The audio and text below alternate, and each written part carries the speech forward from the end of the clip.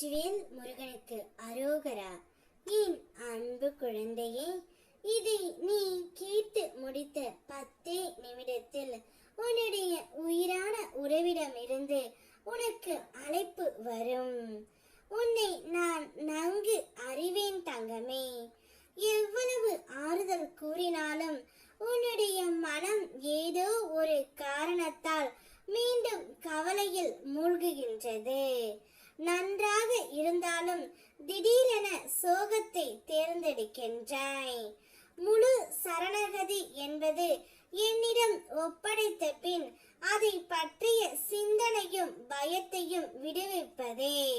ஆனால் நீ ஒப்படைத்து விட்டு மீண்டும் அதையே மனதில் சுமையாக ஏற்றிக் கொள்கின்றாய்.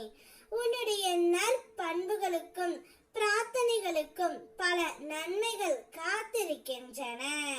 உன்னுடைய கவலைகளை என்னிடம் ஒப்படைத்து விட்டு மன அமைதியில் நிலைத்து நிற்க கற்றுக்கொள். அப்போதுதான் நான் உனக்காக வைத்திருக்கும் அருளும் ஆசீர்வாதமும் விரைவில் உன்னுடைய வாழ்க்கையில் பொங்கி வரும். நீ நிறைய சிந்தித்து சிந்தித்து உன் மனதை சோர்வடைய செய்து விட்டாய். சில நாட்களாக என்னை வணங்குவதற்கு கூட நேரம் இல்லாமல் எதையும் சிந்திப்பதிலும் வேலை செய்வதில் மட்டும் நேரத்தை செலவிடுகின்றாய். இதனால் உன் மனமும் உடலும் தளர்ந்து போகின்றது. ஒரு விஷயத்தை நினைவில் கொள்.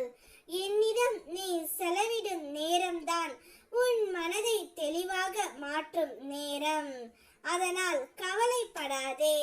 இன்று என்னை பக்தியுடன் வணங்கு.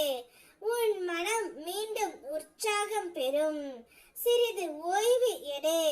பிறகு நீயே உணரும் அளவிற்கு நல்ல மாற்றங்கள் உன்னுடைய வாழ்க்கையில் நிகழும். உனக்குள் நம்பிக்கையும் தைரியமும் இருந்தால் நீ நினைத்தது அனைத்தும் ஒன்றன் பின் ஒன்றாக நனவாகும். உன் உள்ளத்தில் எழும் பயம் உன் செயலை தடுக்கின்றது. எனவே எதிர்காலத்தை பற்றிய எந்த பயமும் வேண்டாம். உன் கடந்த காலத்தில் நான் இல்லாமல் இருந்து இருக்கலாம். ஆனால் உன் எதிர்காலத்தில் நான் நிச்சயம் இருப்பேன் பிள்ளையே. என் அருள் எப்போதும் உனக்காக இருக்கும். அதனால் எதிர்காலம் குறித்து எந்த அச்சமும் கொள்ளாதே. நம்பிக்கையுடன் முயற்சி செய், போராடு. நீ நினைத்த அனைத்தும் உனக்கு நிச்சயம் கிடைக்கும். எல்லாவற்றிலும் வெற்றி பெறுவாய். நீ எதிர்பார்த்த நபரிடமிருந்து உனக்கு அழைப்பும் வரும். அதோடு மட்டுமல்லாமல் நீ எதிர்பார்த்த நற்செய்தியும் உன்னை தேடி வரும். சந்தோஷமாக இரு. ஓம் முருகா. வெற்றிவேல் முருகா.